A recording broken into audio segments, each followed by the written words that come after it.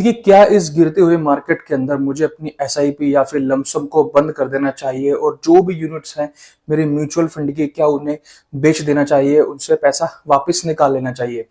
क्योंकि देखिए, अगर मैं बात करूं लास्ट 1.5 महीने के अंदर, 1.5 से 2 महीने के अंदर अंदर मार्केट में जो बेयर रन स्टार्ट हुआ है, जो मार्केट में गिरावट आई है, ऑलमोस्ट 15 से 2000 पॉइंट, 1500 से 2000 पॉइंट का करेक्शन आ चुका है।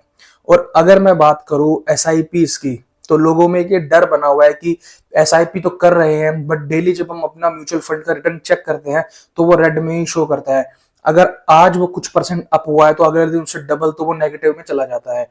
तो आज मैं इसी टॉपिक पर बात करने वाला हूं। देखिए, इस टॉपिक पर आगे बात करने से पहले मैं आपके सामने एक डाटा रखना चाहता हूं। देखिए, अगर मैं बात करूं सितंबर 2024 की, तो सितंबर 2024 में जो एसआईपीस का इनफ्लो रहा है वो रहा है 24,509 करोड़ का, जो कि ऑल टाइम हाई था, जो कि 52.78% ज्यादा है लास्ट ईयर 2023 के मुकाबले।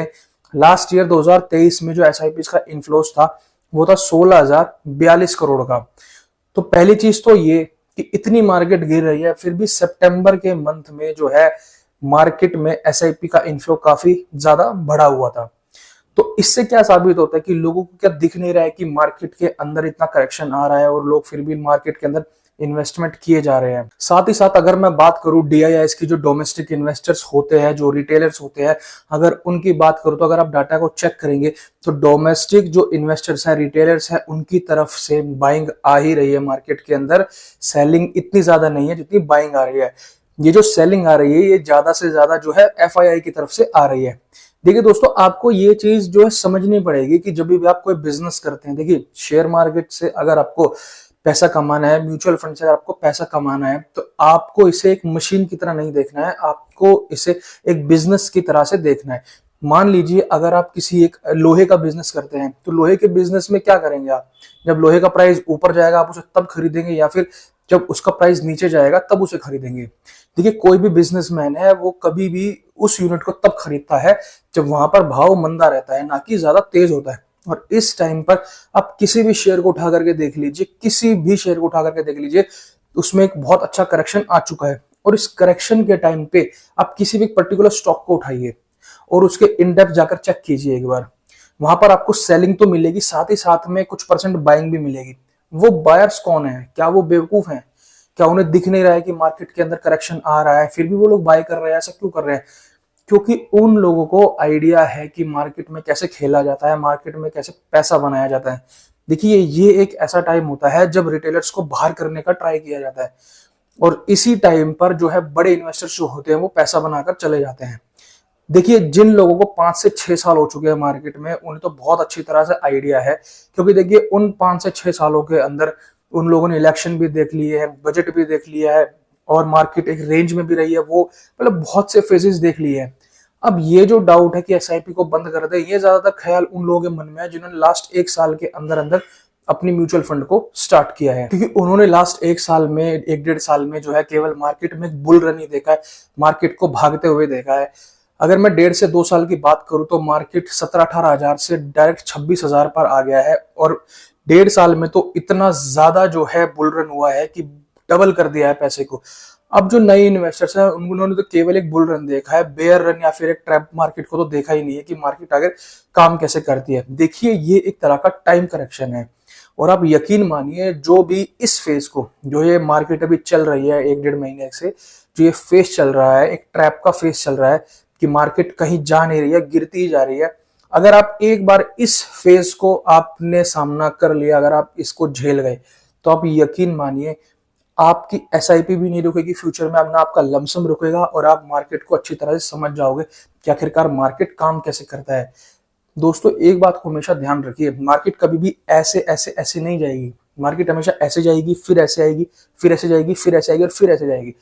मार्केट को अगर ऊपर जाना है तो उसे नीचे गिरना ही पड़ेगा, और वहां से फिर बाउंस बैक करके फिर मार्केट जो ऊपर जाती है, आपका जो भी परसेंटेज में लॉस दिख रहा है आपको अभी आपकी ऐप के अंदर, वो सारा का सारा केवल और केवल 1 महीना भी नहीं लगेगा आपका उसको लॉस को प्रॉफिट में होने में। अब मैं बात करता हूं, जो लोग ये कहते हैं कि मेरा तो पोर्टफोलियो लॉस में चला गया है। देखिए, जो आप लॉस की बात कर रहे हैं वो अभी तक आपको आपकी ऐप में शो कर रहा है। जब आप डेली आप चेक करते होंगे तो आपको ये पता है कि आपका पोर्टफोलियो इतना नेगेटिव में गया है, अभी तक वो कोई रियल लॉस नहीं हुआ है। अगर आप अपने पैसे को रिडीम कर लेते हैं, म्यूचुअल फंड की यूनिट्स को बेच देते हैं, तो वो जो भी चीज रहेगी वो रियल लॉस में बदल जाएगी। तो आपको ऐसा बिल्कुल भी नहीं करना है। मार्केट में ये सबसे अच्छा टाइम होता है एसआईपीस को स्टार्ट करने का, लमसम को स्टार्ट करने का, अपनी एसआईपीस को बढ़ाने का।